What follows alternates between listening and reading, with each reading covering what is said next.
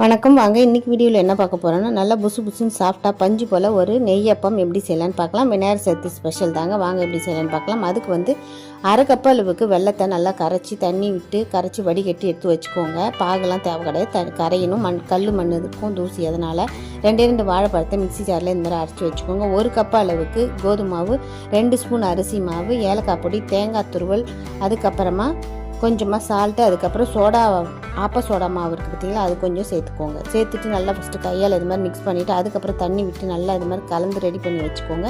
இப்போ அதாவது குழி பணியார கல்லில் நம்ம இதை மாதிரி நெய் விட்டு ஒன்று ஒன்றா பொரிச்சு எடுக்க வேண்டும். நல்லா பந்தாக குண்டாக இருக்குது பாருங்கள், சூப்பராக இருக்கும். நீங்கள் ஆப்ப சோடா போடலாம், சப்பையாக கொஞ்சம் வரும். ஆப்ப சோடா போட்டால் தான் நல்லா இந்த மாதிரி குண்டாக கிடைக்கும். இந்த வீடியோ பிடிச்சிங்கன்னா லைக் பண்ணுங்கள், ஷேர் பண்ணுங்கள், மறக்காமல் சப்ஸ்கிரைப் பண்ணுங்கள். சூப்பராக இருக்கும், ட்ரை பண்ணி பாருங்கள். நெய்யப்பம் சுவையாக அருமையாக இருக்கும். பாருங்கள் எப்படி பாருங்கள், பந்தாக வந்துருக்கு.